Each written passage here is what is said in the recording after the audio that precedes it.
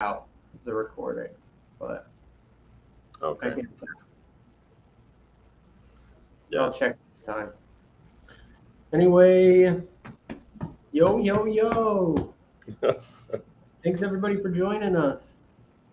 We are without Daria again. Please antagonize her. Please antagonize her. Yeah, she's You apparently not feeling well today. know. But today we're here to bring you the latest in biohacking and genetic engineering and biotechnology. Um, you're welcome, Eli. We planned it just for you, actually. Yeah. The bad thing about it is it's also around my lunch break, and so I just sit here being all hungry. Nice to see you also, Zane. Yeah. Let me try to connect my. We may have to upgrade Restream because I couldn't go to my Twitter this time, so it's just going to my Facebook and YouTube. Said we had too many. Yeah, Restream is. I mean, all these streaming places are super annoying. So, like, what are you gonna do? Anyway, stuff today. I think the first thing we were gonna talk about was Biohack the Planet, Yeah. which is our annual biohacking conference, genetic biohacking, Yeah. which has been canceled for the past 2 years. Yeah. Because of the pandemic, obviously. And we held it in Vegas in 2019, and that's the last time we had it. And now we're moving it to Austin, where the Odin is. We're located in Austin now.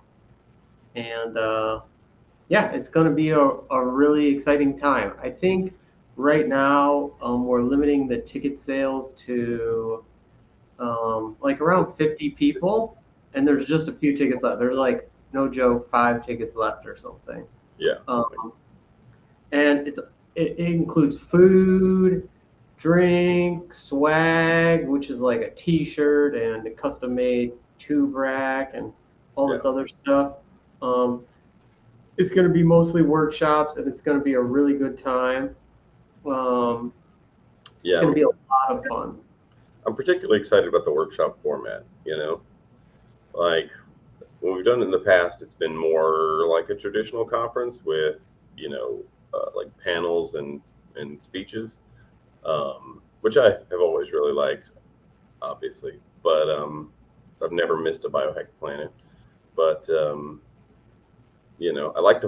like the idea of being able to like have like a crowd of people and be like, okay, let's go in the cell room and do some micro injection or something. It's going to be a lot of fun. Yeah, I just like the idea of hanging out, right? Because I mean, like that's what everybody wants. Like, who doesn't want to hang out with a bunch of other biohackers and just talk shit? Yeah, yeah, and learn Yeah, stuff, do stuff.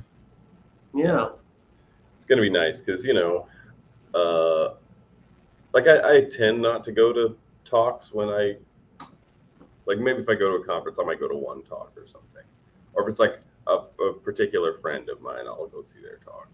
But like for the most part, you spend most conferences just talking to people who are there outside the talks, and that's really the good part of it. So this way, you kind of maximize the good part, plus you get to learn stuff for people who want to learn stuff. yeah. Because like in workshops, um, like everybody probably won't be doing something at once, and so you have a lot of time just standing around, watching, learning, hanging out, talking to other people.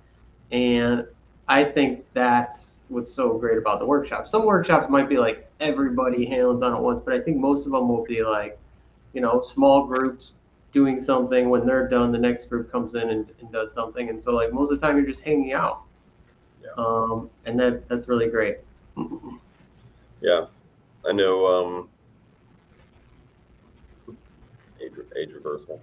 The I know, age reversal. No, we're not working on age reversal. There's no such thing as age reversal. It's bullshit. If anybody tells you there's such thing as age reversal, they're full of shit. Doesn't matter if they're a Harvard professor or not. Age reversal has never been shown in humans besides, you know, maybe a restricted calorie diet and decreasing inflammation, exercise, don't do don't use alcohol or nicotine or drugs, right? It's like go for it. So basically eat spinach and bone broth every day. Don't consume any like dairy products or anything with fat or anything like that. You know, don't consume any drugs or alcohol. Make sure you take like an aspirin a day. Um, it's like it sounds like a terrible life, but this is how you live longer. But nobody's willing to do it. And Everybody wants a magic cure. that's not even age reversal. That's just like age slowing. Yeah, You it's just know? like living longer. Yeah. Age reversal is just like how would you? Yeah. I mean, yeah, Yeah. And also, like, people can't even agree on what the heck aging is. So they're like, oh, we've decided this biomarker means you're older. So we I know. fill in that Get your biomarker. like age test. Yeah. Yeah. It's like, so we designed an age test, and it turns out our, our treatment reverses aging. We proved it with our age test we created. Yeah, all the age tests are so flawed, and it's just actually somebody from Bloomberg contacted me this morning and was like, "We want to do a documentary, and we're going to include like longevity in it, and we want to this." It's all like most of the documentary requests I get nowadays um, are about longevity and aging, and it's just like really like come on. Probably just because Um, there's so much money behind it. Zane, I don't know what DHT means. Do you mean dihydroxytestosterone or whatever? What's DHT are you referring to? But I mean, it's that might just like I don't like. Do you not work? Like what is this? Why does everybody want to live forever? Like I mean, there's definitely I can definitely see some upsides to not getting old and wrinkly and decrepit and dying a bad death at the end. But you know, yeah, I think the biggest thing is just people can't even agree on what aging it means when they say it. So you got like all these longevity people talking about different stuff. You know, yeah, yeah, age reversal. Yeah, what does age reversal mean specifically? To like, I think most people think it means like look and feel young. yeah. Which I mean, if that's what you want, you can just like exercise and Yeah, get like fit again. carry You'll yourself. feel way better. Yeah. If you just like start working out like you did in your 20s, but just be careful not to injure yourself, your 40s will feel a lot better than they would if you didn't. Yeah. But people don't want. They want the gene therapy. Yeah. It's just Magic pill. like I don't. I mean, does immortality sound cool though? I Yeah. I mean, if mean, only you have it. Here's the thing: is that everybody always says it, but it's just only you have immortality. Then it's cool. But if yeah. everybody has immortality, but you have to understand, like everybody who's watching this stream, I imagine there's zero to like none billionaires, people with power watching this stream, and they're the Right. people who are going to get immortality first, not you.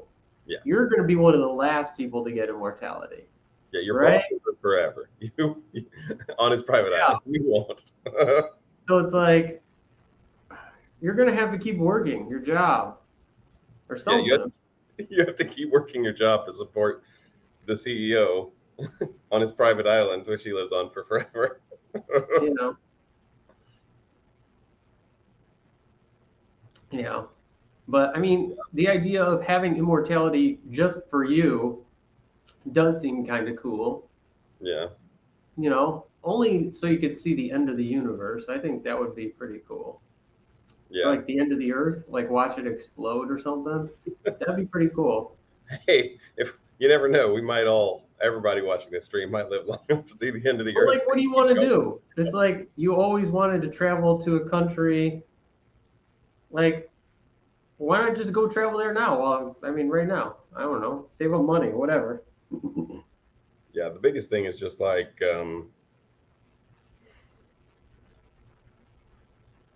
you know, I'm still they're getting probably what going to find out like to make aging like a real anti-aging thing. It's going to be something super amazingly invasive and dangerous. Like you have to clone Yeah, yourself, let the clone grow for 20 years, chop their head off, stitch your head onto their body. yeah, Something like really extreme. Like not take this pill.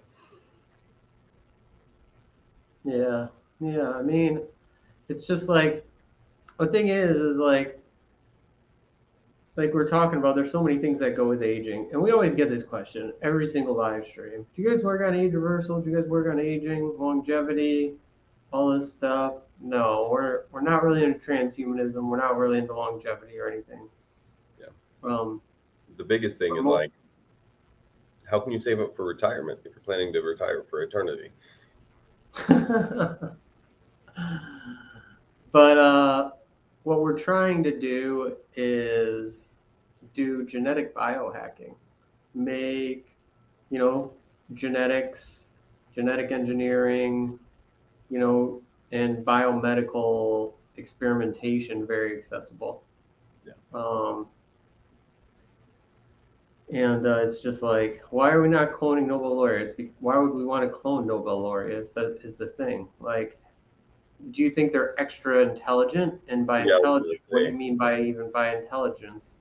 I think people don't think about these things. You know, we get lots of emails where people are like, "Do you have something that can make me more intelligent?" And it's like, you really need it if you're emailing me thinking I got something to make you more intelligent. So, good question. You know, Yeah. like, what do you think? I saved it for you? I haven't given it to anybody else, and like, you're the first one. Yeah. Um, Number two, it's like, what? How do you define intelligence? Yeah. Like, intelligence isn't something that's easily definable. You could say, oh, like IQ, but like IQ isn't a predictor of Yeah. anything, right? Yeah. Besides maybe how well you'll do in school. Yeah. And so it's just like, Yeah. The biggest thing is like most people with high intelligence don't end up like doing anything extraordinary with their life. They end up working for somebody else. And so it's just like I think probably a better predictor for like success in life is like risk tolerance or something. yeah, probably. Well, yeah, success in life, actually, a big one is like the success of the parents. Oh, for sure. Yeah. Which Yeah. is Being like so sad, yeah. but it's like true. Yeah. So somebody asked a question. All right. So what projects are you guys working on right now? What made Joe's fat cells harvest so hard? I may have missed this. You both said it was grueling. Um, well, like uh, I cheat. harvesting the fat for stem cells, like you gotta stick a needle in yourself, right, and try to suck out the fat. Um, with a syringe, which isn't like the easiest thing to do as you can imagine. Or just like it's weird. It's like getting a tattoo, you know, it's like yeah, it's fine, but it definitely is like painful and you know, it's like a essentially a medical procedure, you know? And so like it is difficult on the human body. It's difficult on my body. Dario would say the same. I imagine David would say the same. I don't know. And so like it's not something like you're not just like taking a little insulin syringe and injecting something in you. Yeah. It's a little more invasive than that. Yeah. It's a big old beefy thick needle. Yeah, it's a pretty big needle. So it's I think insulin needles are what, like 31 Yeah. and this one's 16. Yeah. It's really big. Like you could fit a grain of rice down this syringe. But yeah, so it was pretty grueling. Mine wasn't bad because I just used some lidocaine. Didn't feel But the anything. results are great. We've got tons of stem cells that we've been able to grow. Yeah, and the bone cells are doing really crazy stuff now. Like they've really changed their morphology. It's not just like we can see bone growing, but also like we can see bone growing and the cells are like radically different looking. I think the bone cells Uh, are my favorite. yeah, yeah, the bone's pretty cool. Hey, Robin, what's up? Are you working on anything for maximizing eyesight, sense of smell, or anything of that? Not really. Eyesight is pretty hard because you're talking about the length of the eye is what affects eyesight, isn't it? Yeah, I mean, there's a lot of factors. I mean, you could probably like eyesight's also like one of those things where it's like defining. So like you could increase probably somebody's night vision or their color perception or something Yeah, like. maybe. But yeah, like a visual acuity, like how far away you can see, like that's a lot of shape. That's hard. Yeah, yeah, yeah, it is. Yeah, that's what glasses and stuff help do. They change like the focal length, right? Isn't that what it is? So that it like aligns everything with your eyes so you can see clearly. Well, I Yeah. guess I guess you could potentially engineer somebody who was born with like extra big eyes, like big old owl eyes. If you want to look at what experiments we did, just search the internet. Look at my Yeah, Wikipedia page. Um, we're not going to go through and list off all the experiments we've ever done. yeah, you'll Um, have to just look through my Patreon or something for mine. yeah, Zane, I think that's I true. don't Is have that a medical Wikipedia page. advances are more important than immortality? I think that's here's the thing, and this is the thing that I believe that we believe in general. You know, the CDC and the biohackers is that like if you can make information accessible, then people will use it and people will make biomedical advancements like all these things people want, right? I want to be able to see better. I want to be able to smell better. I want all this stuff. Like people will be able to make these. I want hair. I want to grow, be able to grow, don't want to be bald. People will be able to make these advances. Yeah, And you have to make stuff accessible for this to be possible, right? Because it's not like David and Daria and myself can do everything. right. And I think it starts small, like there's certain stuff that you can do that's a little bit easier, like the DNA vaccine that we did for COVID, right? That stuff that was a little bit more easier. And now, if you want to do something that's a little bit more complex, you also have to talk about, better access to insulin. Sure, that is a good one, but it's also a really hard one because insulin itself is, you can kill yourself with insulin, right? So it's not like you can just purify some insulin and inject it in yourself. If you don't know the activity of the insulin you're using, like there's a lot of risk that goes in there.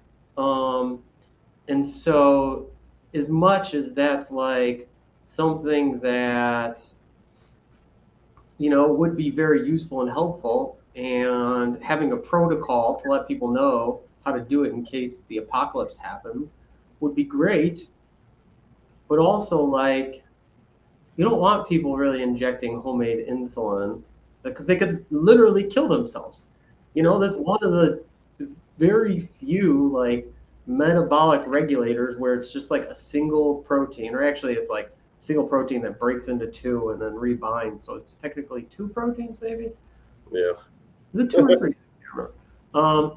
But you can like kill yourself with insulin. And that's kind of scary. So it's like we try to find other stuff first Yeah. that would be a little less hazardous to somebody's health if they injected it. I don't know. And the technology is advancing really, really fast. So like a lot of that stuff may become more doable in time. Like maybe our ability to evaluate these sorts of things will Yeah, get much better in the next decade or so. Um, but yeah, it's also like it's really hard when you're first starting out with this stuff to kind of have a sense of what's realistic and what's dangerous and what's and so that stuff just takes time, so everybody gets on projects that maybe don't really make sense. Yeah, Chris, you know, the Odin, our company, the-odin.com, probably offers the best, Yep. cheapest online training in biotechnology. And it's hard to get lower than that, the prices we offer. Um, like, you will never be able to find prices lower than that. And unless there's some sort of like hyperdeflation or Yep. something of the currency. Um, Which I doubt. We're not going away. like we try to make things as inexpensive as possible to give you the resources and all the things you need to do stuff in this space. But like, because it's a physical space, I think people have gotten so used to like digital spaces and realities where like you have access to stuff that's so inexpensive like immediately. Yeah. um, and you want to work with your computer, you can program something, or something like that, which costs you nothing if you have the computer. But the initial investment of the computer is huge, but people forget about that. Or smartphone, people forget about the initial $1,000 investment that the smartphone costs.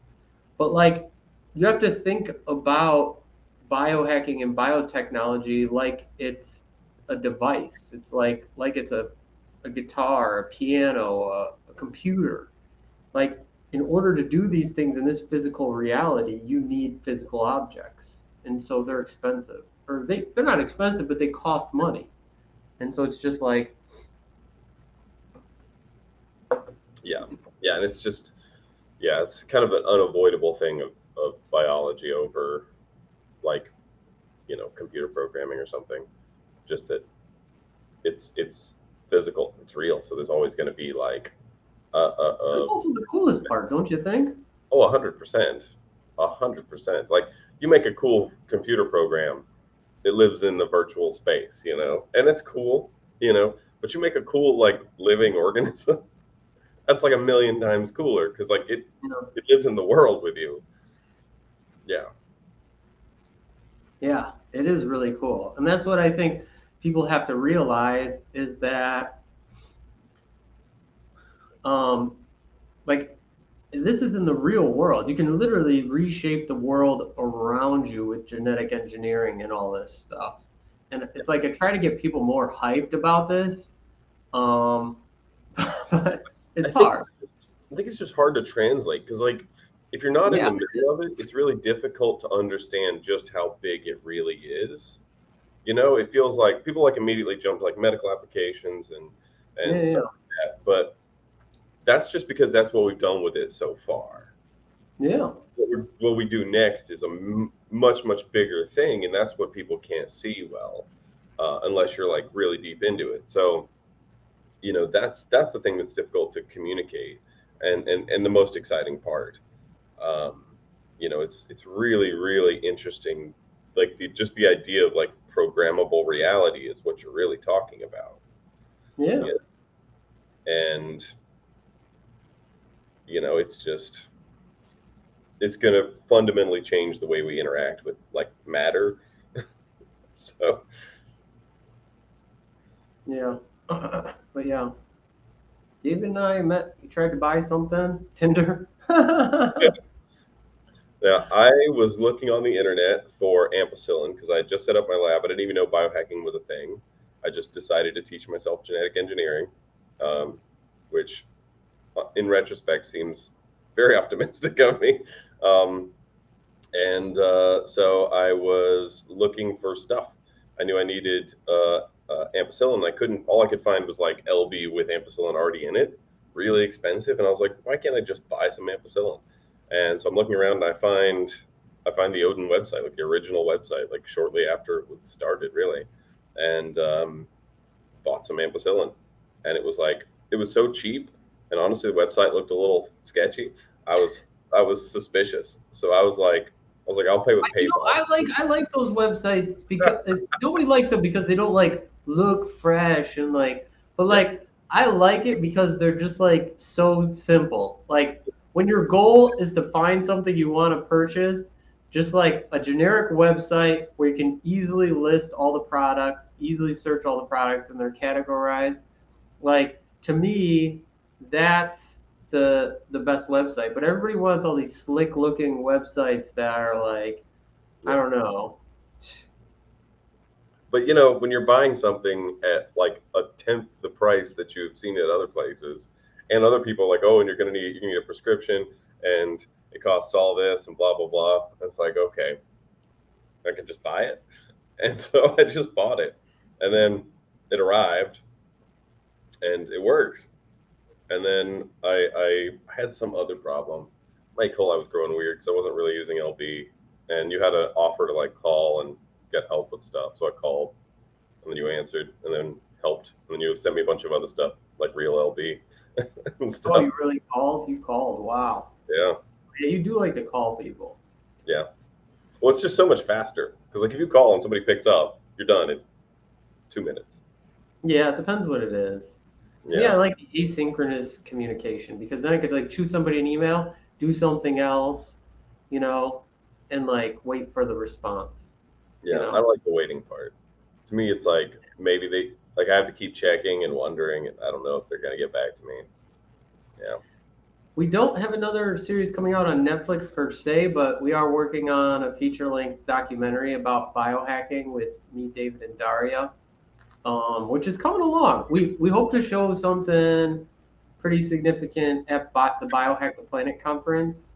Um, I don't think it will be released to the public then because it just won't be ready. But we'll probably at least maybe submit it to some film festivals and things like that. It's uh, it's really cool. We've been putting it together and editing it, and the footage and stuff like that is really great. Yeah, so we're pretty excited uh, to have the documentary and show some stuff in a And the, couple weeks. and the cool thing about that is this will be the first time biohackers have made their own documentary, which is going to be really different. So Yeah, like so it was directed and produced by us, and with some help from some other film people. But yeah, it was directed and produced by biohackers, filming biohackers made for people. yeah, and that's the cool thing because like normally like you get like a documentary filmmaker, and so it's what you end up with is the documentary filmmaker's view, like their perspective of the biohackers that are the subject. So it's Yeah, interesting to have like a biohacker's perspective of the biohacker as a subject also, because like there's the like there's as much behind the camera as there is in the camera or more. And so like that's the sort of unseen actor in the space is the editor and filming, and the choices that are made for like what's on there.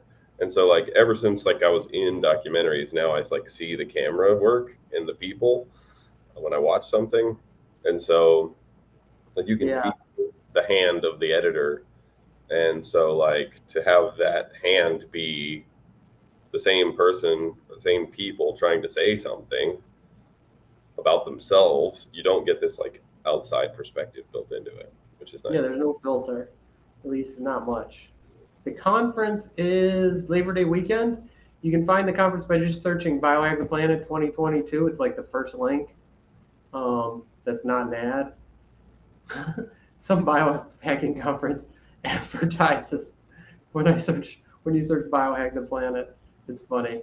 Um, yeah, so it's first thing. It's Labor Day weekend. Get your tickets because there's not many left. Yeah, if you need like a discount or something, just contact us and we'll help you out. But yeah, no, it's not the one in Beverly Hills. Uh-uh. For a transformative 3 day experience. No, no, this will be in Austin, Texas. It was really scary. I mean, here's the thing: is like you're trying to portray this intensity of biohacking, which it really is. It's like people. biohackers are at the cutting edge of biotechnology, pushing it forward. And talking about like the stem cell experiment we're doing and like extracting this stuff. Like, there's no videos online of people doing this stuff to like tell you how to do it or figure it out. There's nobody there to give you information about like how exactly you harvest your fat the fastest. The only way to do it is to like try, and it's it's hard. It hurts, Yeah. but it's like a sacrifice to push technology forward. Yeah. To keep it at the cutting edge, to let people know, hey, you want to grow your own stem cells? This is how you could do it in your home, right? There's never been access to biotechnology knowledge like that ever before. Yeah. Yeah. And yes, I'm in Austin too. Yeah. Hopefully Daria will be here, but it's unclear at the moment. We're Yeah. hoping to get her here in time for Biohack the Planet. She's still in Ukraine right now, trying to figure out things. But yeah.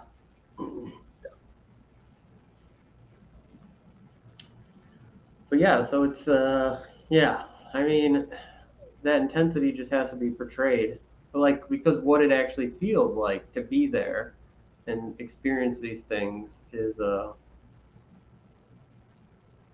gonna ask where the running lady was. Who's the running? Are you talking about Daria or um? I mean, everybody's tried to use transposons or something like that as gene editing before. This isn't the first time, so who knows?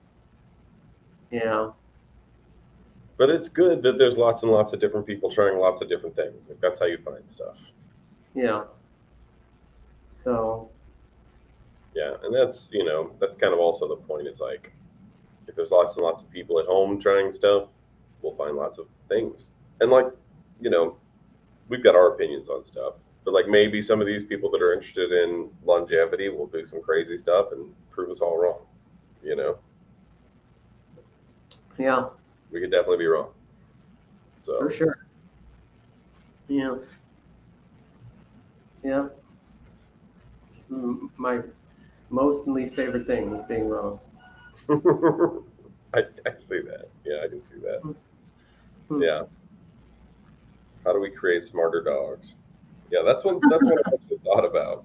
It's not as easy as you might think. Like there's there's obviously some human genes that are linked to intelligence, and so So it's not we impossible. got the question. You could just splice a bunch of stuff in there, and try a bunch of different things, but it'd probably be really terrible. But there's also a good bit of genetic difference in intelligence between dogs. So like poodles are consistently really, really high intelligence, and like beagles are really low intelligence consistently. So there's some things that could be examined, but yeah, I mean the easiest way is just get a poodle or a German Shepherd or something in the like Shepherd family because they tend to be much smarter. Training them. I know, right? That's a thing. I Yeah, and mean, that's the thing. It's like, what do you define as smart again? the gap of intelligence, I think a lot of people are interested in intelligence, but I think the gap of intelligence is more knowledge than it is like having something special, right? Like, Yeah, I went to graduate school, and I don't think, like, if you look at standardized testing, I didn't do very well. You know, I wasn't like horrible, but I was more like average than exceptional, right? And then I went to graduate school and got my PhD, and everybody was like, "Oh, you must be so smart," and all this stuff. And it's like, no, I didn't. Like, I wasn't ever considered like exceptionally smart or anything like that. It was more like I spent time learning things and accumulating knowledge. And I think that's the place that people forget, right? If you want to be a good, you know, ballerina, you have to practice all the time. You have to gain that experience and knowledge and skill. And it's the same thing with anything. It's the same thing with science, with biohacking. Um, you're not going to be great unless you spend that time and gain that knowledge. It's just the way it is, right? So um, I don't think intelligence in and of itself, like obviously there are deficits that are hard to overcome, right? Yeah. You know, but it's like the majority of people, you can do this, and that's the whole point. Is that like it is just knowledge, and so Oh it's yeah. just spending time doing it. You know, it's like learn to play piano in 30 days. It's like the same thing. Yeah. You just have to spend those 30 days or whatever amount of time doing this stuff. Yeah, and I definitely think hard work, and like getting the mileage is often underestimated. Um, Yeah. there's a quote, I don't remember who it's from, but it was like people tend to underestimate what they can do in a or overestimate what they can do in a day and underestimate what they can do in a year. And I think that's really true. Like, consistent effort over time makes a huge difference. But like, you know, but like with animals, it has a even more complicated layer for like what intelligence means. Because like we tend to think intelligent animals are the ones that do what we say, but like is bidability the same as And intelligence? like actions, right? Yeah, Yeah, there's definitely filter of I was just laughing at this. There's yeah, definitely just this filter of like like human beings on animals, right? Uh, like we view animal intelligence through the eyes of human intelligence and yeah, not through animals. Whereas like the most intelligent animal might be the one who can, is clever enough to capture a rabbit, right. not the one who can detect drugs. Yeah, yeah, totally. And like, there's like clearly humans are more intelligent than you know German shepherds, right? But I can have a German Shepherd and be like, sit, and it'll sit. If I walk up to a random human and go, sit, and they don't sit, that doesn't make them dumber. It just means they're not interested in doing what I tell them. But, you know, yeah, so it's really weird. It's really weird. Like animal intelligence tests tend to test more for bidability than intelligence. I'd like to see more in like learning and problem solving, Yeah. but that's usually not what people are interested in when they're interested in intelligence. They're more like, how well does a dog communicate with me and listen? And sometimes it can be very hard to, yeah, measure those things. Yeah. Yeah. And Yeah. I still say the most intelligent dog I've ever met by far was a Neapolitan Mastiff named Achilles. He's the only dog I've ever had that like intentionally tried to trick me consistently. And he learned so fast. I tricked him a lot because he would want things and he didn't care what I wanted him to want. And he would try to trick me and I'd have to trick him, but I could only ever trick him once. As soon as I did the trick once, he was like, okay, that's never working again. And so he was very, very smart. But Neapolitans generally aren't known for their intelligence. Yeah. But yeah. So like intelligence, when thinking about engineering it or like modifying it, I think a lot of these things that people want is the thing is like you can have those things without genetic engineering. To me, they're not that interesting. Like a little bit, but not too interesting. You want bigger muscles, it's like work out, take steroids, or you want to lose weight or something. It's like you want to be more intelligent, like learn stuff, Yeah. you know? And that's the It- other thing is, with learning stuff, like learning, like you kind of learn new algorithms, like new pathways for thinking about stuff, and you can apply them in a lot of different spaces. So you end up with like the more stuff you learn, the more tools you have to learn new stuff and apply it to different situations.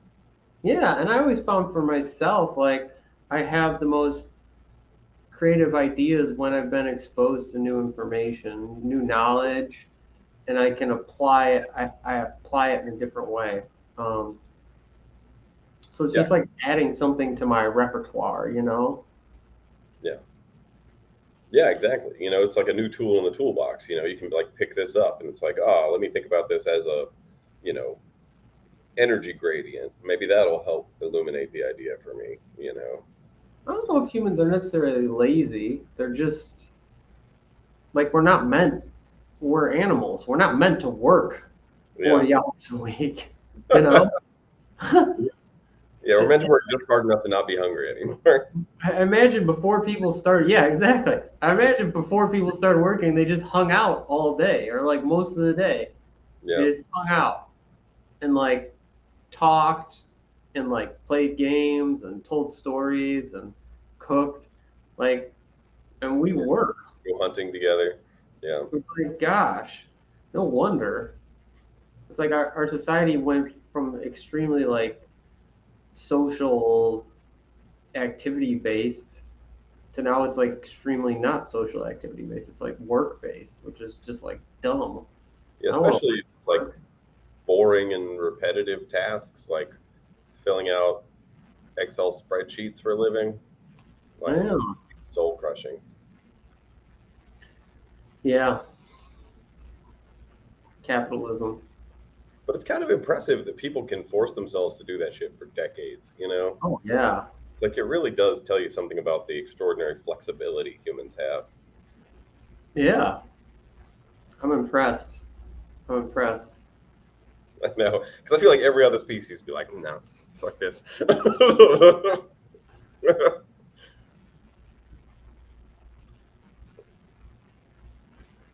But yeah, like that's I think the goal is to take that time you work and invest it in something you want to do. That's what like biohacking is, and that's what people I know, David, Daria, myself, um, have done and are trying to help more people do because you learn a skill that has value, right? And this valuable skill you can then apply in some way, usually to make money. People have gotten jobs also by taking classes at the Odin. You know, it's really cool. So it's like um, it's biohacking has so many advantages and cool and positive things. It's just like you know, There are some people doing biohacking in Europe, but the laws are a lot stricter in some parts.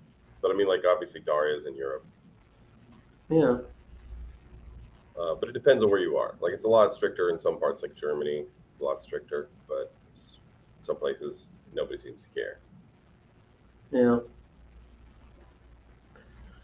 But yeah, I think being able to like decentralize the modes of knowledge and power in biotechnology is useful for everybody.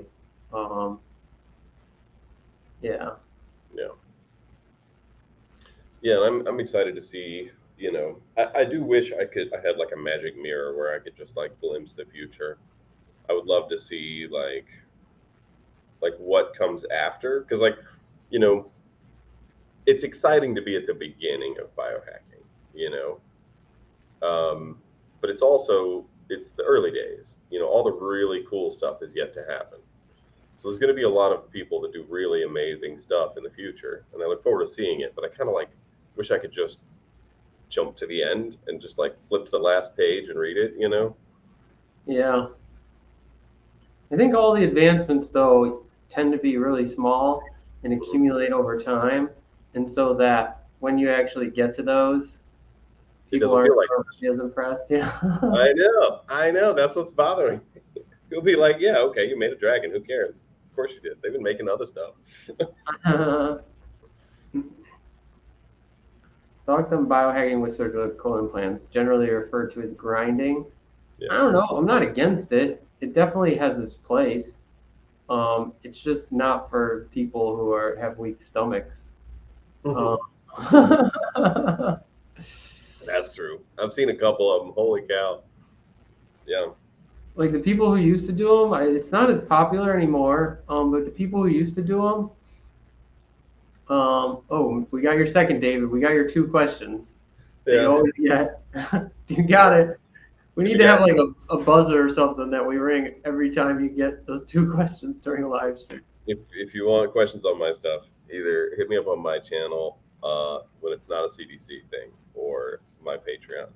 But yeah, Go if you want to talk to David, go to his Patreon, patreon.com/David Ishee, and give him some money, throw him something, for what he's contributing to society. And I'm sure he'd be happy to answer your questions.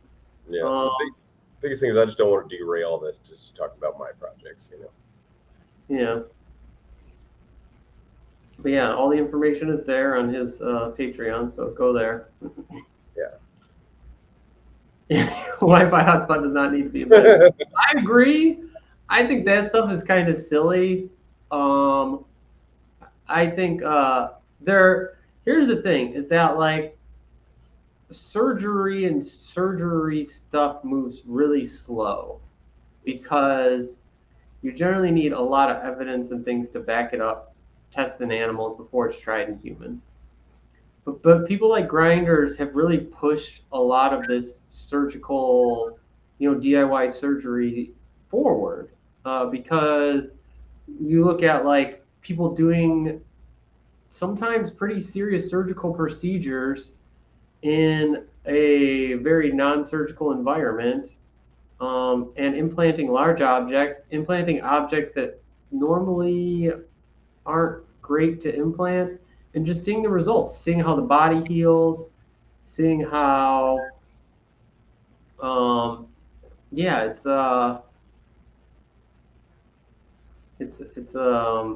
really, I think they contribute Yep. something to biohacking and science.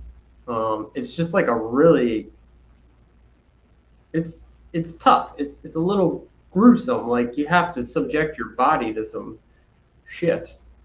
And like a lot of times it's boring shit, like putting a magnet in your fucking body, which isn't like the pinnacle of human advancement. Yeah. That's probably the only one that I would go for. Like, I don't have any implants, but I also don't have any piercings for the same reason, right? Like, I just don't like the Yeah. idea of stuff in me. Um, even though I've obviously done a lot of injections and blood draws and things like that, I still don't like it. But the magnet one's probably the only one I would do, just because it like changes something, you know, like then you can have like magnetic fingers, which is different from before you did it. But yeah, as far as why they're called grinders, I think Rich was telling me it's basically a video game reference to like people who grind to improve their characters, just like Yeah. hard work to make your character better. Yeah. When do you see gene editing being safe enough for the adult brain? I mean, probably both now and probably never also, because like it really depends on what you're doing. I don't think like it's like getting it to the brain, which is the hard part. Yeah, I think, you do which like is nervous system injections. because you have to eject it into your spinal column, Yeah, which is like not a that's not like a minor procedure. Because like you could seriously hurt somebody, obviously sticking a needle into their spinal column. What the fuck, yeah. And so it's like, and you've seen those needles, man? They're like 16 gauge, and they're like fucking like. Uh-uh. So it's like, I don't think that it's like doing genetic modification of the eye. The problem isn't like, can we put like rhodopsins in the eye or something to change what light that people can experience? That's not the problem. The problem is you got to eject your eye Yeah, correct away, right? Like, who wants to be a test subject for like yeah. Especially like DIY that shit. I mean, what do you do? Set up a couple of mirrors so you can get the right angle. inject dye in their eyes, which is Yeah, really like it seems like chances of losing my eyesight versus like the what I might get might be like not the proper risk reward. Yeah, yeah. But as far as like, you know, like a approved gene therapy for people with chronic neurological diseases, like I see that coming probably relatively soon because like there's a lot of people working on different stuff. And so, like, I don't see one. I think I've seen some FDA trials where they were doing some central nervous system gene therapies, but like, you know, safe enough, it means a lot of different things. Yeah, it does. And I think generally it means like um, access to like a decent standard of care for the experiment that's happening, Yeah, right? And it's like people can make their own decisions on this stuff. Like if you want to try to implant body armor into your shin, like that's on you. Go for it. But I think making stuff widespread is ultimately the goal and not one offs. yeah, And so it's figuring out how to make these things safer and easier for everyone. And so that, you know, people like are able to do it without getting hurt. yeah. And for the off-target mutations thing, you know, that's overblown for the most part, but it's like it's no different in your brain or the rest of your body. And Like the that's in risk, relation to CRISPR. Not all genetic engineering is CRISPR. So, yeah. In fact, most of it isn't, right? yeah, So CRISPR isn't generally, it wouldn't be used for genetic engineering like us. yeah, yeah, it'd be super inefficient. If you're just doing like gene replacement, like you have some genetic disease and you're lacking some necessary enzyme or something, you would just be replacing it. You just use a virus or something to stab it in there. But like, yeah, you don't have to worry about off targets. And even then, off targets for the most part aren't particularly meaningful. Like most of, like you get random mutations all the time. Like walk outside in the sun, especially here in Texas, you'll get random mutations. I wish Shin Armor was a King of the Hill reference. No, there's actually a person, Rich Lee, Yeah, he did it. a famous grinder, Yeah, um, who actually tried to implant like some body armor into his shin. yeah, like non-Newtonian foam. Yeah, like a nice strip of, you know, Yeah, and didn't take. yeah, or yeah, yeah. There was a some kind of reaction to it. Yeah, But I mean, I can imagine that's just like, oh, like so hard to do properly. But I and I mean, they tried, and it's interesting, and you know, it's just like, wow, that people are trying that shit. But very cyberpunk. It's very cyberpunk. yeah, wasn't it? I wish it was a King in the Hill reference. I wish I was that cool. You know, Yeah, if you take a yeah, that is one thing I'll say. Like I think the like implants and stuff definitely like tick my like I really like cyberpunk box. Like I don't actually want any of them in my body because I don't like stuff in me. But like oh, totally, like a robotic arm or something. Like I don't want yeah, to have to chop off my arm. right. Like I'll take an exoskeleton or something. That would be cool. But But like like I want to see a robotic arm. I know, right? Like an android arm. Not, you know, I know some people who have lost limbs and they have these like robotic arms that are like, zzz. No, I mean like a real one that acts just like a human arm, except it can like crush, Rocks and like, stuff. yeah, Yeah, you 100. know, Like there's like my like cyberpunk dreams in there. That want to come true. yeah, maybe a finger, maybe an eyeball. I don't know. Mm-mm. Not No, unless I'm like if I lose something, I wouldn't be against getting it replaced with something. But if I still got it, I'm not gonna chop it off. Like it's gonna be really, really good for me to be like, yep, lop that off. We're gonna replace it with a robot part. USB plugs in your thigh. I mean, you could just like tape a battery to your leg. Yeah, It's and then you can funny. untake it later if you don't like it. Yeah. Yeah, and that's the thing. Like, like also like batteries and stuff are really not great to have in your body. You They know, heat up, they can catch on fire, they can explode. Anything that can explode, I think generally you don't want in your body. yeah. And even if they just like leak, they leak really toxic shit. Yeah. So and they're careful. Like the guys that are doing this stuff, they're smart about it. Most of them that I've seen, they Pretty like good. coat this stuff and stuff. But yeah, if you take like now, there's some interesting things also that some of these guys are working on with like implant security, which is interesting because like apparently you don't even have like access to a lot of your implants. Like if you get like a medical implant, like a pacemaker or something, like the security's garbage on them. They're totally hackable, and like you don't even have the rights to change the settings on these things because they're not considered yours. You have like a end user license agreement with a lot of this shit. It's weird. So there's a lot of other stuff that goes on in sort of the grinder community as well. I don't think xenotransplantation is something that the Odin is into as much as allotransplantation, Yeah, from self to self. I think that's a lot more interesting, and it generally falls outside FDA regulation because it's like you can take blood from your body and transfuse it back in yourself without needing any sort of FDA approval or any sort of you know, it's totally fine.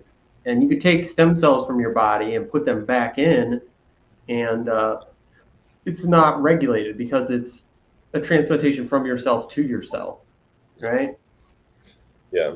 I think the only place where they get onto you for like putting your own blood back in yourself is sports because it's blood Yeah, doping. doping. Yeah, Yeah, so like with stem cells and stuff like that, one of the projects we want to work on is looking at wound healing probably. with the stem cells that we grow outside of our body, and then putting them on wounds and seeing how well they heal. It's just really interesting. I I kind of like the idea of like keeping a incubator in your home with just like stem cells, you know, that like whenever you get wounded, you Just just like like smeared on. yeah. Yeah, It just seems like I it's don't super know, cyberpunk right, future. right. It's more biopunk, but yeah, you know. Totally, you know what I mean. Oh, I You know, do, I do. I don't really like biopunk and cyber. They're like the same thing to me, Yeah. because like One like has Blade more Runner. robots, the Is other it has more tentacles. cyberpunk or is it biopunk, right? I see Yeah, Blade Runner as like cyberpunk, even though it's mostly yeah, bio, yeah, right? Like Blade Runner is all bio. It's like the replicants, all the different genetically modified organisms, eyeballs, all this stuff. Like they're all bio based. So yeah, yeah. But yeah, it's interesting. You know, because you could, and you could even like engineer your own cells, to have them have special features if you wanted to. But that's down the road. That's the next step. Because yeah, like it's weird to me that it's a thing. Like like the bones. It keeps re-hitting me how strange it is that there's a little plastic cup basically in this warm box over here, and there's some of my bones growing in it. It's just wigging me out because it's like, why is that possible? It seems like something that shouldn't happen. Like that shouldn't be a thing that's going on right now. yeah. No, it is. It's pretty crazy, and yeah, that's what sometimes is like really cool. Just like how much we in biohacking are pushing the boundaries of these things, and yeah, it's like I want other people to be involved and see how cool it is, but it doesn't catch on as quickly as You want it to. Yeah. Yeah. But still, sometimes, we'll do things that just seem like, I don't know, way ahead. Like, it's difficult to predict, right? Like, things that seem like they'll be easy turn out to be really hard. And things that seem like they'll be really hard sometimes turn out to be really easy. And it's really difficult to predict without just like getting your hands on it. Yeah, yeah, it's true. Is there a difference in efficiency between CRISPRing your cells you took out and putting them back? And yes. Here's the thing: is like if you take out cells and you CRISPR them, you can select for cells with edits. So Yeah. like you can inject back in only cells that have been modified versus when you try to CRISPR your cells in your own body, like um, you only get one shot, right? And if it doesn't work that well, then it's just like it didn't work that well, and it doesn't generally work that well. Yeah.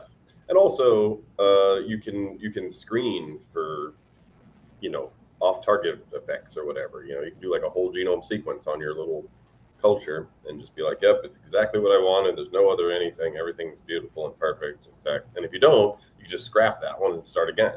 You know. Yeah. So there are some advantages to doing it outside the body than putting it back.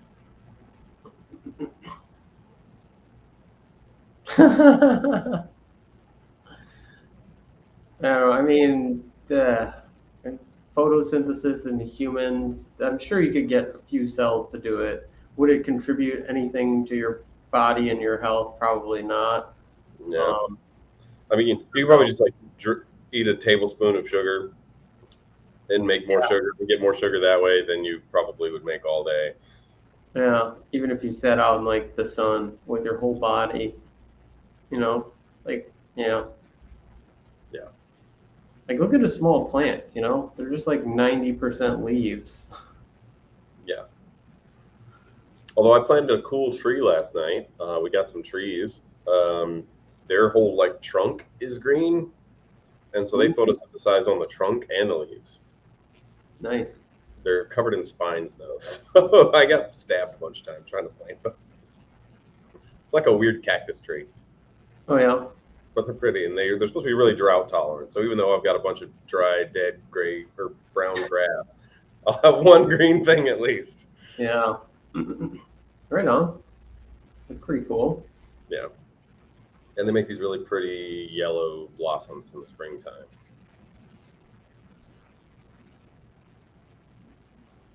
So anything been going on in the biotech world? Oh man, since last week. And Uh, gene engineering and gene editing. let's see. I heard that like there was 2 deaths from Zolgensma. What's that one again? That's the spinal muscular atrophy gene therapy. Oh, really? Yeah. I mean, What was I the think it's talk? because it's. I mean, I don't know if they found out or know yet, but most of these are just from like such a high dose that they just have like liver failure because all the virus accumulates in the liver. Yeah, Because it's a whole, they're trying to affect as much of the body as they can, right? Because it's spinal muscular atrophy, yeah, that they have super high doses. It's just like a really high dose, you know? yeah. It's that's something.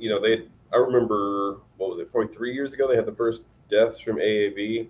Because like AAV doesn't cause disease, so that's why everybody wants to use it. But I forget what the disease was, but I think it was in a clinical trial. There was a couple of babies that honestly they were dying anyway, but they gave them this monster dose. Like honestly, I think it was like 10 times bigger than I've seen anybody give it to an adult, and they didn't make it. So there's definitely like a maximum, no matter how safe the particle Oh is, yeah, yeah.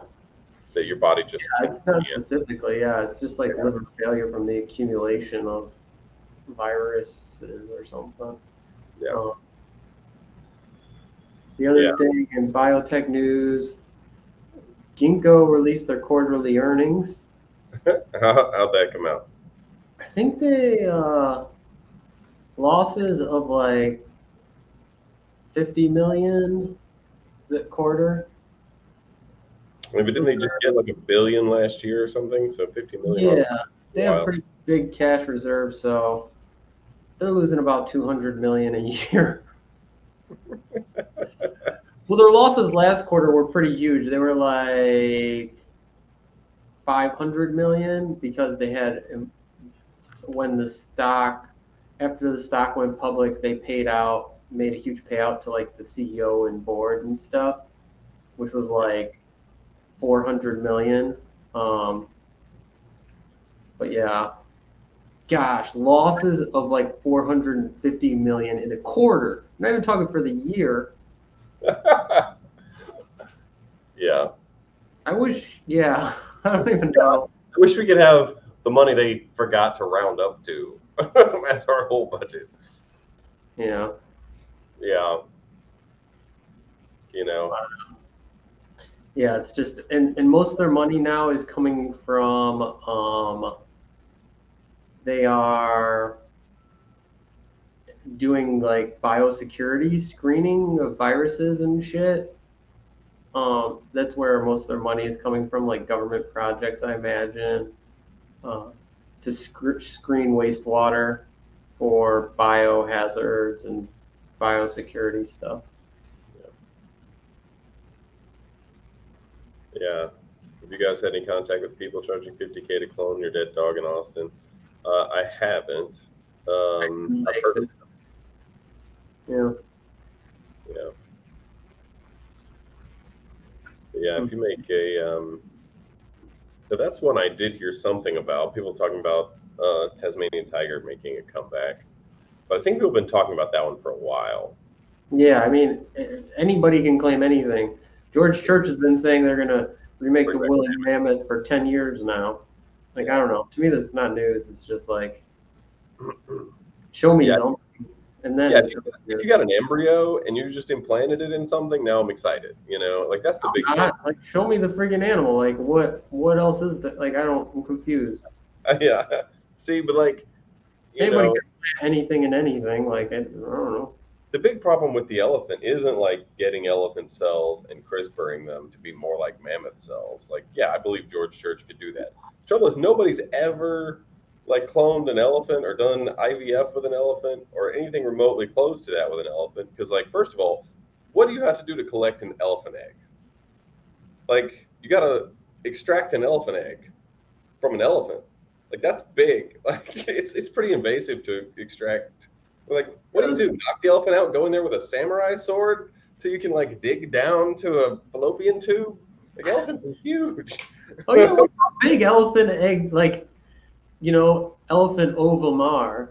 I Like, think I think I looked into it one time. I think they're about the same size as human ones. So I mean, they're pretty big for cells, but not crazy oh, big. okay. Well, they're not. Oh, okay. Yeah. But still, it's like it's buried under like this much flesh, you know? Like it's super invasive to like dig that deep Like in, a needle that's like 10 feet long. right? Or like how do you like even get like normally they use ultrasound to guide these things, but can ultrasound penetrate that deep? I don't think so. You know, like there's so many technical hurdles to like getting an elephant. It'd be way easier to bring something else back, something that like we've done before. Bring Yeah. back the dire wolf or something. No. The dire wolf. That's your favorite go-to. Hell yeah, I want a dire wolf. Who doesn't want a dire wolf? Huh. I don't know. I'm not for or against dire wolves. They seem Yeah, okay. I But think won't it everybody. end up just kind of looking like a regular wolf, and everybody's gonna be Oh like, yeah, yeah. Dire wolves weren't as big as people think. Like they're not as big as they are in like movies and stuff. You know, they're like 180.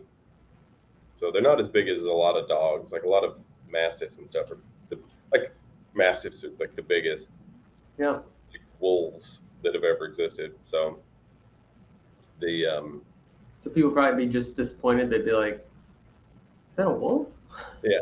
You're So there scamming." are some theories that their coloring was different than like a gray wolf, but nobody really knows. So it might be possible that like you get one and he's like tan or something. Maybe something interesting like some spots or stripes. But yeah, for the most part, it would just look like a big sort of a little bit stockier than a gray wolf.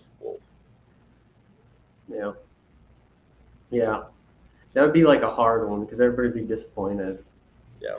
What you'd have to do is you just have to go in there and tweak IGF a little bit. Teach Just people what they're after. genetically modify it, make it huge. Yeah. I mean, isn't that what they did in Jurassic Park? You know, they're That'd like, be cool. you know, yeah, Like a giant wolf. Though I don't know if I'd be yeah. It'd just be like one of those things that like if it had a bad day it could eat you. Like I don't know. 100%. 100%. You know.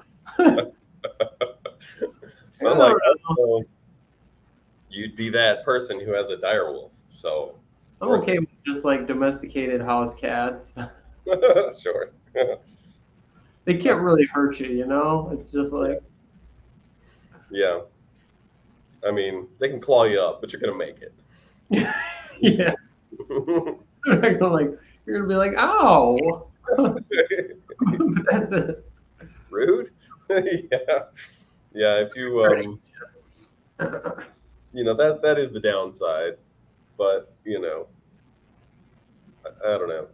I definitely want to have like a rideable dire wolf one day. Just put a saddle on him, ride him into combat. Everybody needs that once in their life. Yeah. I feel that.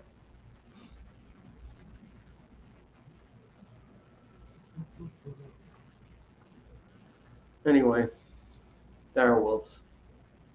What else? What other questions you guys got? Today's been a pretty question day. Pterodactyl is on Prime. I mean, you could just train normal flying birds, but Yeah, I think pterodactyls are probably less efficient than like a regular bird. you might have a lot of trouble with like animal welfare and I don't know. Yeah, you just remove the pterodactyl's brain and replace it with a drone piloting system. Yeah. What would you advise biohackers to be aware of in the U.S.? Let me find out what laws might be applicable. Generally, all biohacking is regulated by two main things, and that's like human experimentation and animal experimentation, right? If you're doing experiments on yourself, stuff doesn't really matter because they're not going to get you to press charges against you. Right. If you're doing experimentation on other people, don't because there's lots of regulations about that.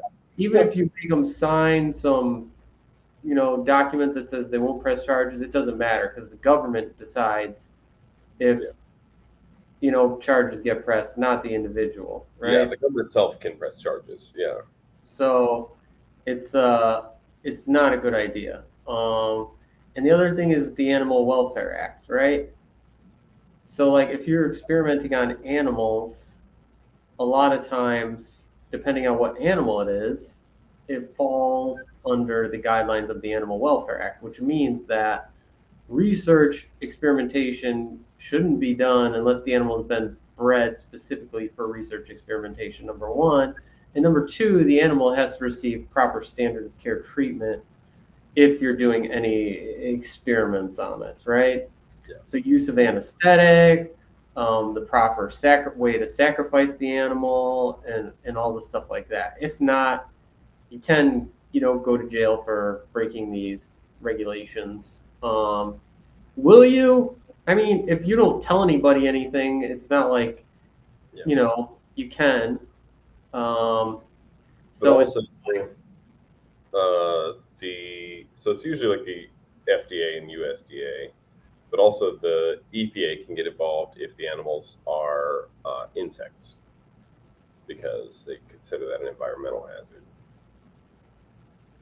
So, like, if you want to make modified mosquitoes, they want to talk to you. Yeah, but there's certain stuff that falls outside the Animal Welfare Act, amphibians, reptiles, like that. But yeah, I mean, there's not much in the U.S., not much in terms of laws that regulate biohacking, doing genetic engineering or anything in a lab outside. You have to understand that most of the regulations are meant for universities and the government, so grant recipients, government grant recipients, and things like that. Um, so it's just like, if you aren't part of an academic institution or a government institution, don't receive government funded grants, most of these regulations and guidelines don't, apply to biohacking, which is great. Uh, but it's Yeah. also just like using your best judgment because, don't be dumb. Don't hurt people. Don't hurt animals. Like, Yeah. Yeah. Generally, if like a reasonable person would feel guilty about it, it's probably illegal. And also all this stuff is Googleable. You can always just Google it and check the laws. yeah. They're not secret. But yeah. And I think for why reptiles, I think it's just because like people don't care as much about reptiles because they're not cuddly and cute.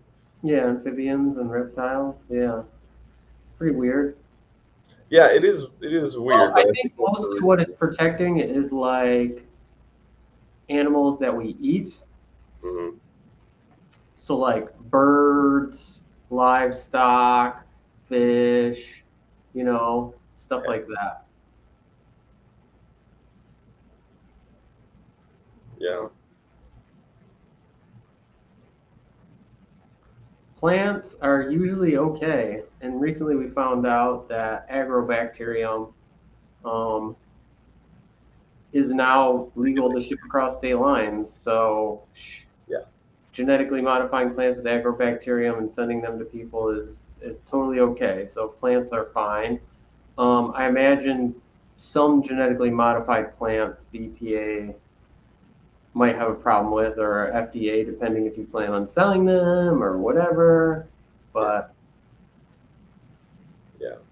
And any of these organizations can also like the other thing to keep in mind is like even if it's like technically following the rules, but it's gonna create problems for people, they'll just make up new rules to cover that, right? Like if you come up with something that's like this technically skirts the rules, but it's going to aggravate a bunch of people. Well, obviously they're going to just make new rules to stop you from doing that, and then stop you. So don't aggravate a bunch of people. I think the problem with making melanin producing grass is that the melanin might absorb a lot of the sunlight instead of the photosynthetic complex. Yeah, that's like the opposite of what you want when you're grass. You want to absorb the sunlight.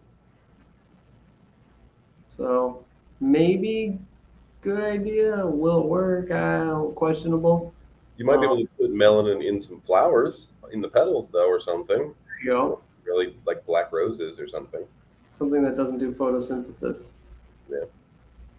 Or even like fruit, like a black orange. That would be interesting. Yeah, there's black. There's like purple, blackish carrots. You Yeah. know. Yeah, plums are pretty dark, but I think that's sort of really dark purple. Yeah. But yeah.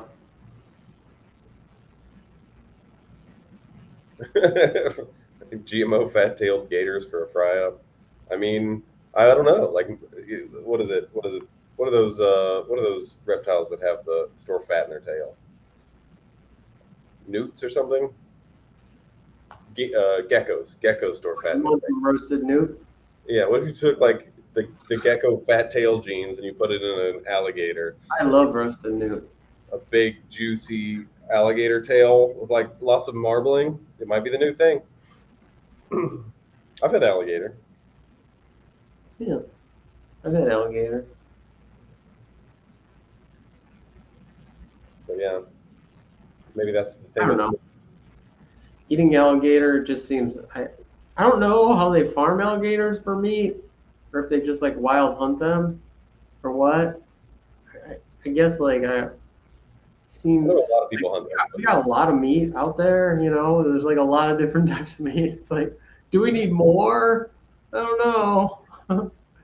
Yeah, Yeah. a lot of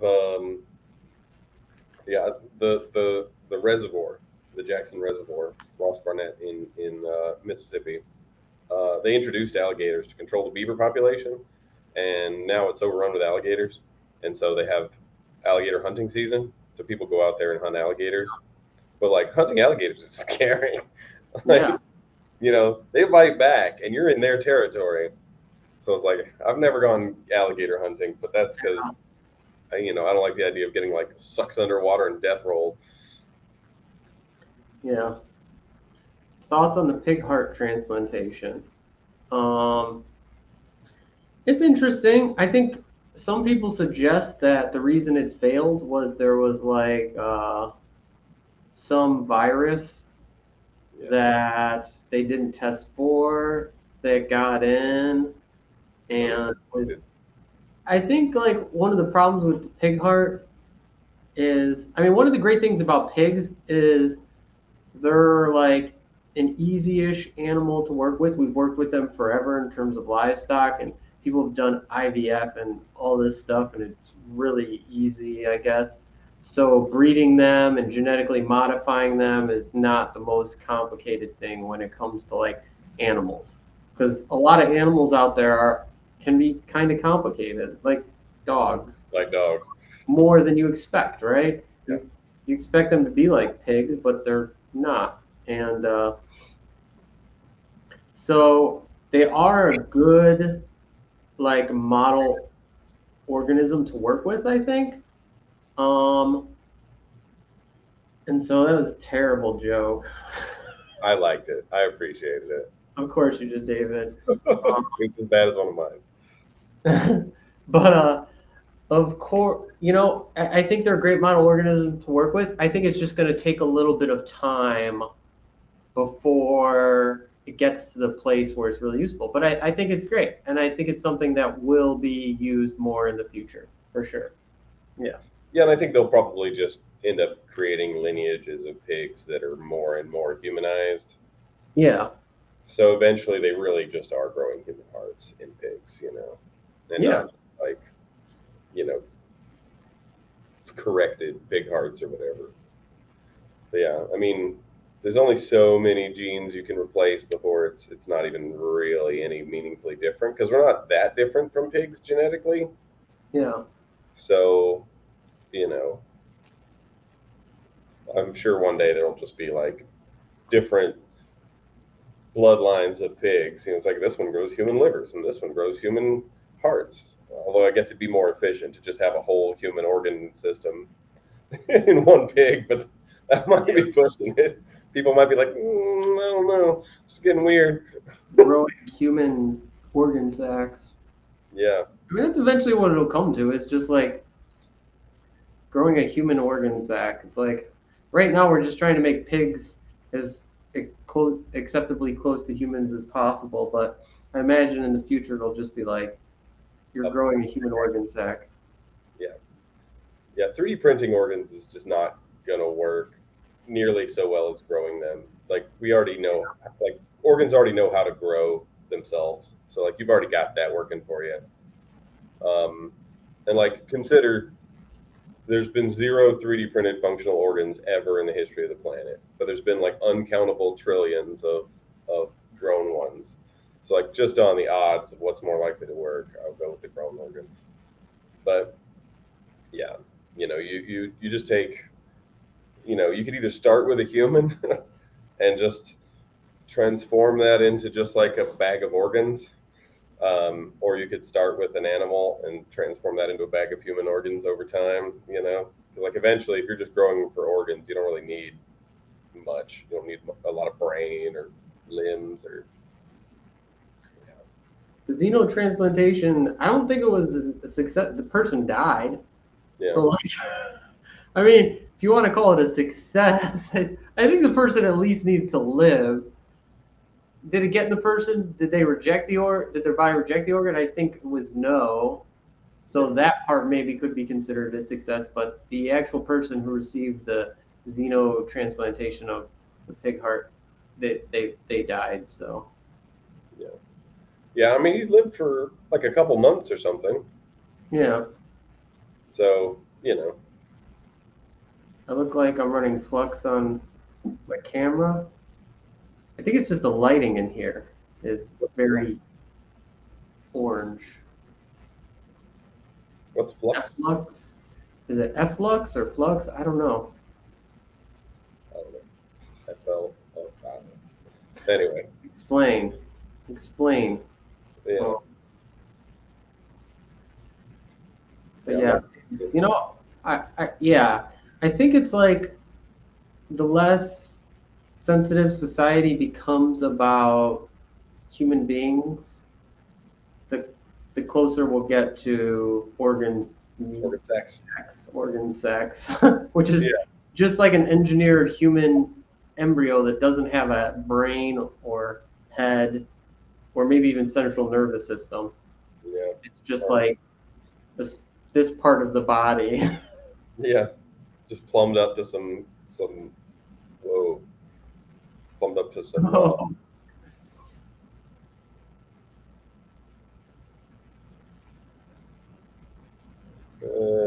Yeah, I mean, here's the thing: is that like you can 3D print primitive organs, and by primitive organs, I mean organs that aren't so complex, right? Um, Organs that are much more complex, like say a heart, is probably going to be almost impossible to 3D print, right? yeah, Because it's so mechanically complex that I just couldn't even. It'd be like trying to 3D print a motor. yeah, Like you can't. You can 3D print the parts of a motor and then try to put it together, but like a heart isn't necessarily something you can put together. Sure, you might be able to like stitch it together and like grow it some more and do all this complex stuff, but that seems just like so much more difficult than just growing it in some animal. yeah, yeah. I mean, like we throw away millions of hearts a year, right? Or turn them into dog food or something. And so it's just like, because like hearts, like first of all, you need like vascularization. So it's like not just one cell type. You got to grow like muscle tissue and all the like things that be connected, and they have to be all be oriented in the right direction. You need nerves to be hooked up correctly. You need blood vessels to be hooked up correctly. You got to put like a single blood vessel, like a little capillary. It's like multiple kinds of cells in very specific arrangement and orientation.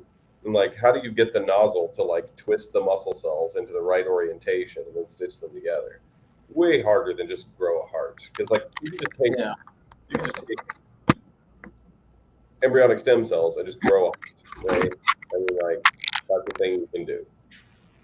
Like, You just have these Edison lights, so it makes it look orangish yellow in here. oh yeah, yeah,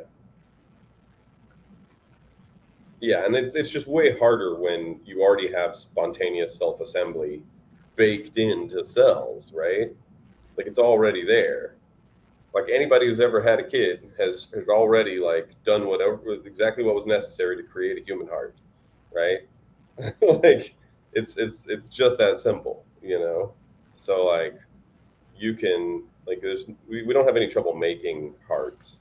We do it all the time, super easy, because cells do all the work for us. So like, Yeah, 3D, the whole 3D printing biological stuff is way overhyped and it doesn't really make much sense. yeah, It's just like you like 3D printing steaks and stuff like that. It's like that makes no sense, right? Like a cow produces like 50 steaks, yeah, right? Perfectly 3D printed for the cost of like what is it? Like $20 a steak? yeah, Never going to be able to achieve that. Never. yeah, and also it's like, there's just no, like, it just doesn't make sense to manufacture something that will self-manufacture. You Yeah. know, it's like if buildings built themselves, nobody would go around building buildings.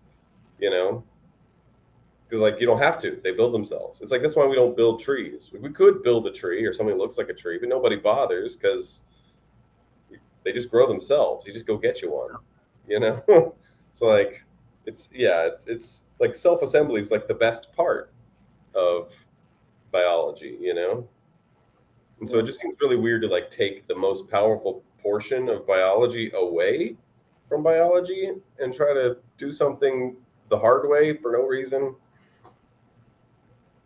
Yeah. And like you could improve things. You know, you could make a pig with 3 hearts or something, you know, or like Yeah. a pig with 8 kidneys, you know. Yeah. So you could Yeah. just So have like a kidney strain of pigs that, you know, you kill one pig and you get 22 kidneys, a heart, a pair of lungs, and a pair of livers. yeah. Yeah. Yeah. I And think the whole 3D printing thing is just like funny because it's just like people take whatever fancy word and attach it to this stuff, and then people are like, "Oh yeah, okay, it'll be great," but it's like it doesn't actually like you would never. There's no real reason you'd want to quote unquote 3D print biological thing unless it's just like a mass, a solid structure of something, yeah, you know? yeah, or something that, yeah, that we couldn't make, you know, something you like Or have to grab. grow in Yeah, like a tissue culture or something, right? Like somebody asked about skin. Skin, yeah, skin's really easy, right? Because you can just literally grow skin as like a layer, yeah, right? And so that's something that is growing organ in vitro is really great. It's really easy. But yeah, it's things that aren't so simple like that are much, much, much harder. yeah. And it's also like, you know, you can create like a lot of things that don't exist. Like if your goal is to like make something novel and you're going to use 3D printing to try and make something novel, I mean, like that's the goal of genetic engineering, right? It's like you can change the structure that it grows by changing instructions.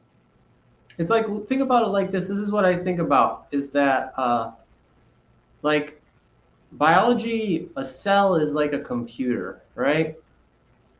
So it's like your brain compared to a computer processor, right?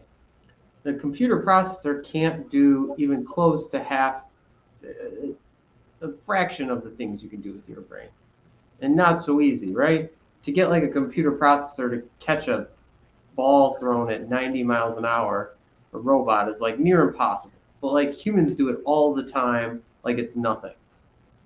And it's the same thing. Like a biological cell is programmed to produce a tree. It's like it has this inherent processing capability, which I like to call like a chaos computer because it takes these extremely complex structures and is able to calculate what is needed to produce these structures. Now think about trying to produce the structures by hand, right? Programming that into a computer. It's extremely difficult. You're going to miss a lot. Could you do it? Probably. I'm not saying it's impossible, but like you're trying to replicate something that is super complex. But there's already a computer that does it, and that's a cell. So why not just use the power of the cell to let it create these things from its own internal algorithms and processing instead of trying to build it yourself? Because building it yourself just seems like it seems crazy, you know? Yeah, it's just yeah, trying to brew up or make anything that's complicated. It's just like I don't. It's hard to say if cruelty-free collagen peptides could be economically produced. I don't know. There's a lot of things that go into it. Is it possible? Sure, but like I wouldn't be able to know unless so you actually test like without actually testing it. Each protein molecule is different in the way it's expressed and purified. So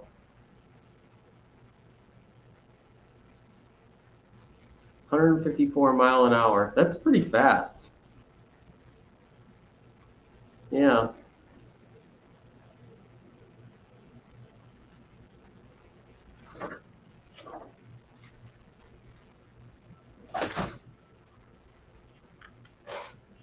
Okay, I'm back. Yeah, it also seems like it just wouldn't. It doesn't really give you anything because, like, you still have to grow all the cells. You just prevent them from organizing themselves as they grow, and then you organize them after the fact manually, rather than just having them grow and organize themselves at the same time. What's best? You don't need animal production like we talked about, like a human. I mean, the best thing would be to make human organs in a human organ sac, Yeah. right? But replicants, you need replicants. yeah.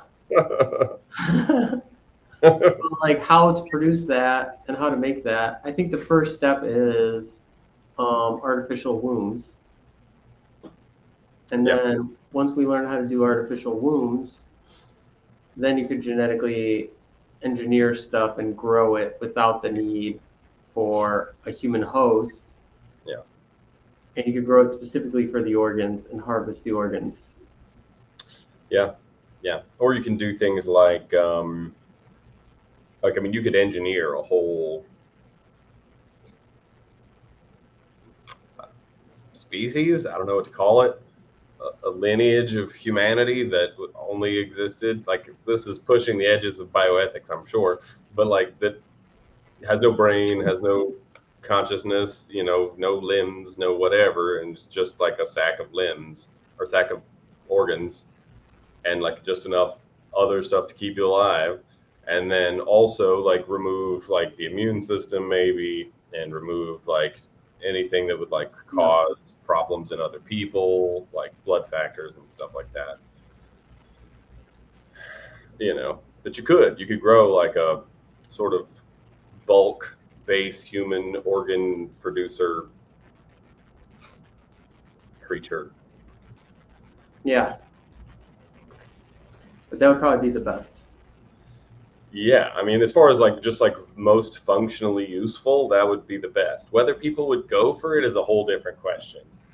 Yeah. Because it does feel like ickier. Yeah, it does feel ickier, but it's the kind of thing that like you would take little steps for, and each generation would be a little more comfortable with until people. Yeah, of course. What you can do, just let people die of heart attacks and liver failure. That never stop people. I don't know. Let's be honest. You know, and that's the thing is, I mean, just people, ethics change over time, you know. Yeah.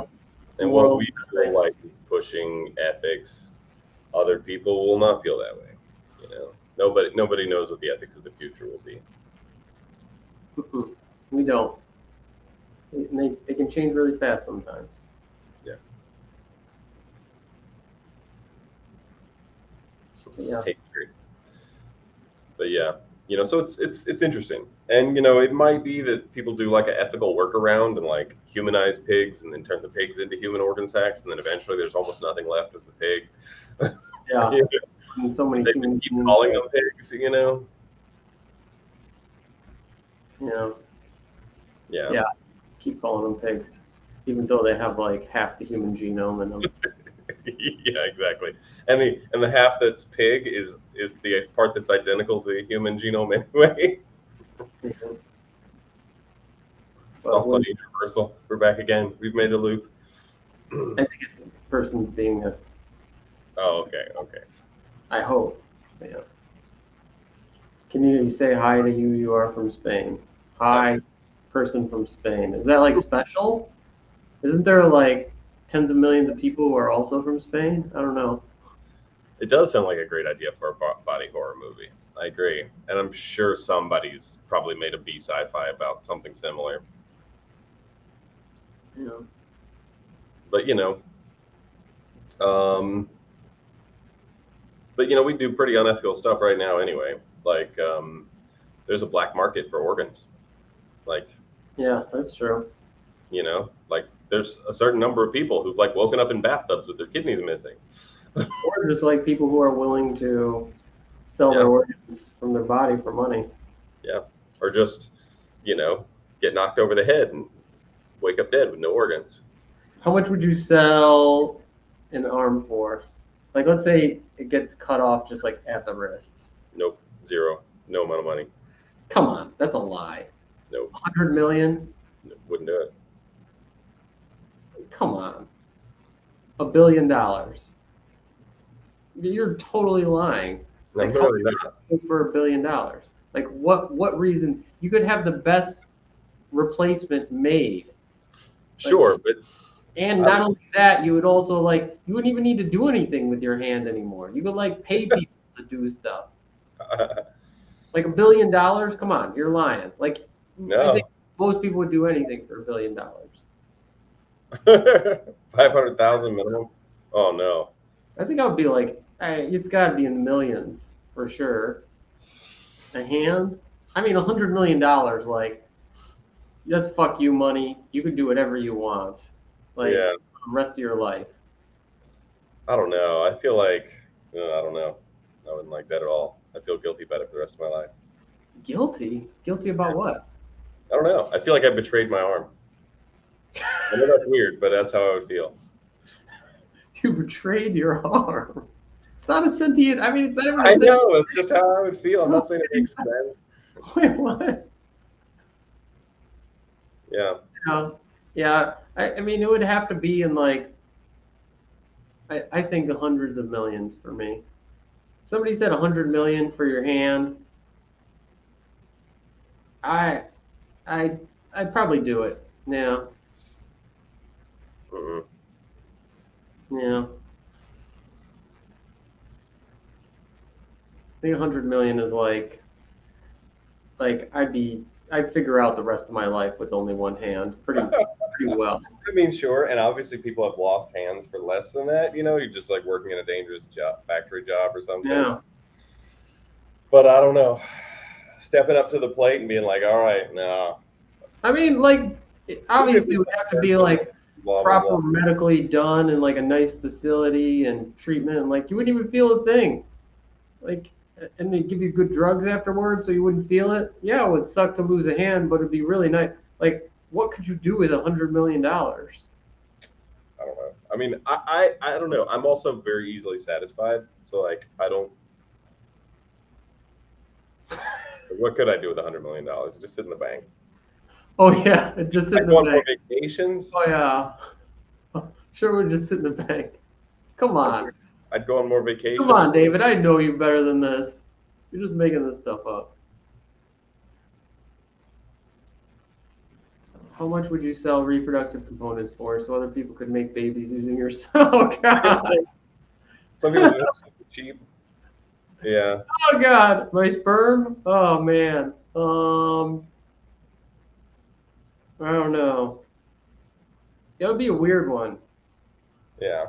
I actually, well, I don't know if I want to talk about that in public, but yeah. Sperm. Oh gosh, it depends. Do I like have to know? Does the person know it's from me? Is it anonymous? I mean, imagine it's not anonymous. Like the person wants sperm from me, and they're going to tell their child that, um, like they're going to tell their child that they're from me. And would I have to interact? I think. Do I have to interact? Is that a thing? Because that changes the amount.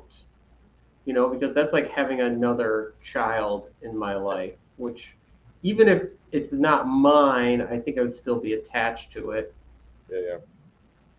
You wouldn't be attached to your arm, though. What? Is that a joke? That was a bad joke. What happened to your boob?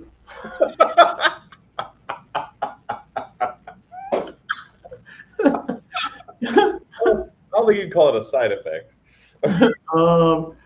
But yeah, I don't know. If somebody came to me and said $1 million to have some of your sperm to make a child, I'd probably do it. Yeah, that I could probably do, right? But yeah. What's your price? I mean, for $1 million, sure, probably. I talked to Paul about it first because it affects her too. But yeah. $1 million? That's your price? Yeah. I think $1 million's a good one.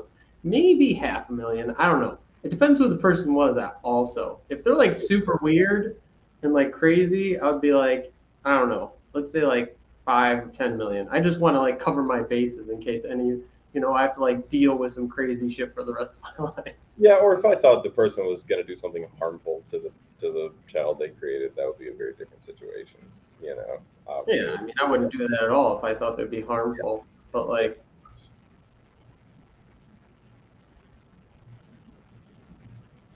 Yeah. So you end up with and that's the thing. It's like it's weird. Like the ethics of the 21st century, like the late 21st century, is going to be a lot of weird bio stuff. I think. You yeah, know, it's going to be a lot of this kind of questions because a lot of the stuff's going to be more doable. Like the only reason we haven't asked a lot of these questions is because it was impossible before. But like it might not be might not be unreasonable for somebody to be like, man, I love your eyes. There's you have such pretty eyes. Can I buy them from you? And like maybe you have to think about that. yeah.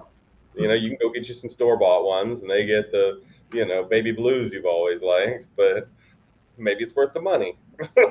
I don't think you can turn mesenchymal stem cells into sperm egg cells. I'm not familiar with the literature. I don't. And even with iPSCs, induced pluripotent stem cells, I think it's really hard to turn them into sperm and egg cells. Like you need some tissue specifically from that. So, no, stem cell kit that we're planning to release, you won't be able to. Generally, there's like 5 specific tissue types, like adipose tissue, like fat, neurons, muscle tissue, bone, and like cartilage and tissue like that. I'm sure there's others, but those are like the major lineages of tissue that you can produce with this. Yeah, and that's the kind of thing that you know the new stem cell kit, we'll probably only have what 2 or 3 different options for like what comes in the kit, but Yeah, people can do whatever they want, but yeah, yeah. you can look at the literature and see what kind of inducers you need and get those and make all kinds of different tissues. But yeah, we're just going to settle on a couple of 3 good options that are like distinct and clear and easy. Yeah. But yeah, these stem cells are just, they can't turn into everything. Only certain lineages of things. Although you could always turn them into induced pluripotent stem cells yourself if you want to, and then get crazy with it. Yeah. And then the nice thing about these cells over like HEK cells is that HEK cells are not exactly human anymore. Like they have chromosomal rearrangement and gene deletions and stuff like that. So like these will be like normal human cells. So if you do turn them into iPSCs, they can still turn into everything. I don't know what would happen if you tried to make a HEK cell an iPSC. I don't know if it would work or if it would work, if some things are just lost. Yeah. Can you grow chicken tenders? You came pretty close to growing a chicken nugget. Yeah. Do you have bucket list projects when you sell those hands for 100 million? I mean, mostly my bucket list is just to be lazy and do nothing. But But you can't even do anything. You don't have hands anymore. what do you mean? You'd be walking around like, oh, I'd love to play some video. Oh, With one hand? well, I guess with one hand, you got to get a special controller made. Who only have one hand. This isn't like a unique situation. Sure, I know, but like, I don't know. I don't think it's worth it to me. I don't play video games either, so it's not like Sure. that's not like my Yeah. the amount of things that I couldn't do that I do right now that require 2 hands. Um, I can't think of anything. Yeah, I can think of a bunch of them. I would Yeah, like it. Yeah. like what? Like just all the various work that I like to do and things like that. Like holding a nail from a hammer or something like Sure. that. I Yeah. know, but you don't need a hand for that. I mean, sure, I could get like a prosthetic. Prosthetic, easy, Yeah. easy, like a nice one. Anyway, projects. What I would work on. Yeah. I think all my projects revolve around doing something with animals or plants that is significantly different than what we've ever seen before. Um, it's like uh, we have so many options with what we see in nature, but people haven't really experimented much in these areas because it's kind of taboo or weird, or people just you can't get grants to do this stuff. So like, literally making an animal that's not like anything anybody's seen before, or a plant that's not like anything anybody's seen before. We always joke about dragons and Pokemon and stuff like that. And that's kind of like an example of the things that I would want to do. Because it's just it's such a visual and visceral experience of biotechnology, um, that I think people would be just blown away by it. Yeah. I would feel like, wow, this is like the future I wanted to live in and see.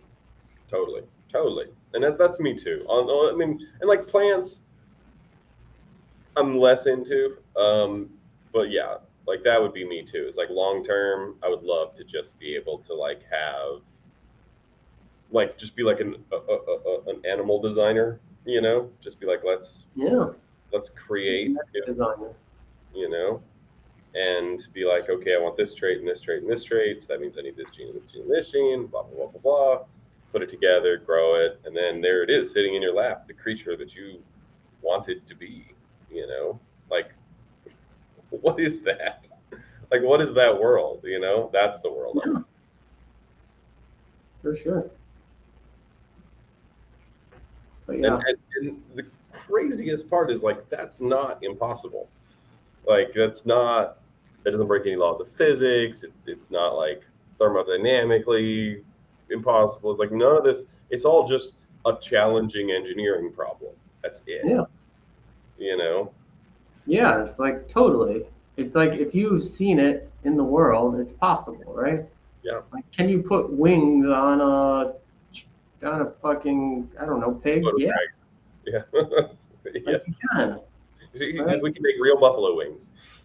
Hmm. Exactly. Yeah. Yeah. Yeah. And that's the thing is um, like you could create, but like animal designers, terrifying concept. I kind of get that, but like that's what dog breeders have been doing since the beginning, right? Like dog breeders are organism designers, right? Like you design the dog that you want to make, and you create that design. You're just using a very primitive process that takes a long time, is difficult to do, and it only has so many options.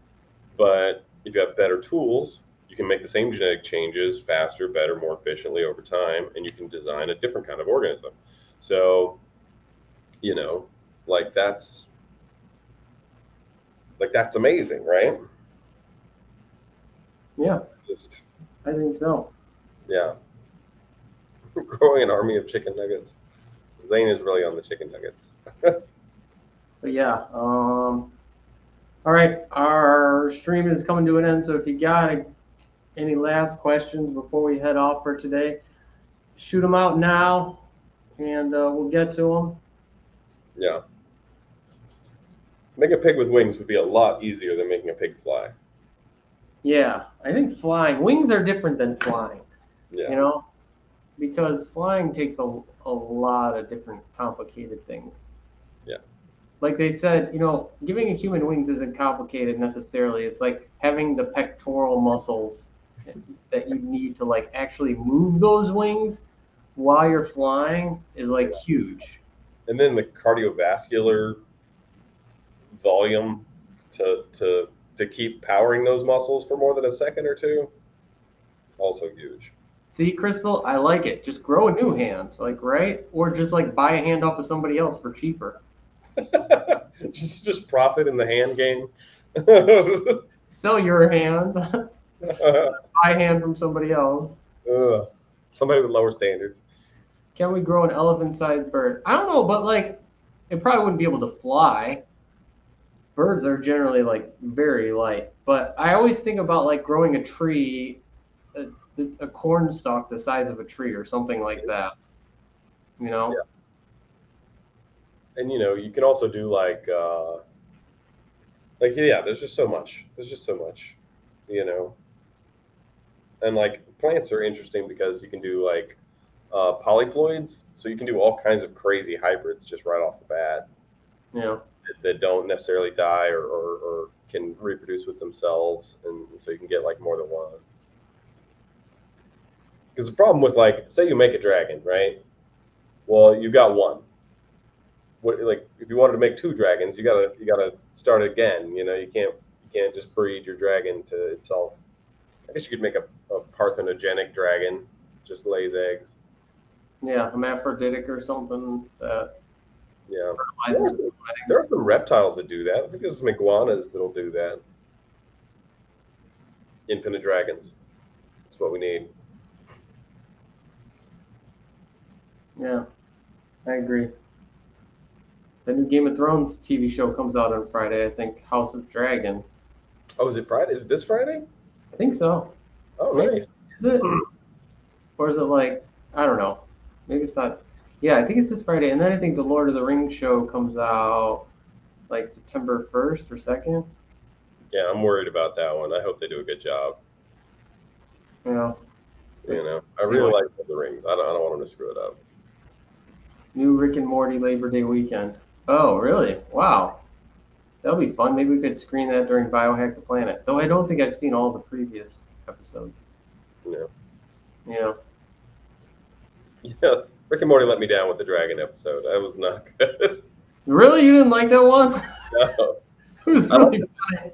I like the vat of acid episode. That's my favorite one. That one was good also. I really liked the dragon. Well, I mean, I just thought the dragon one was really funny.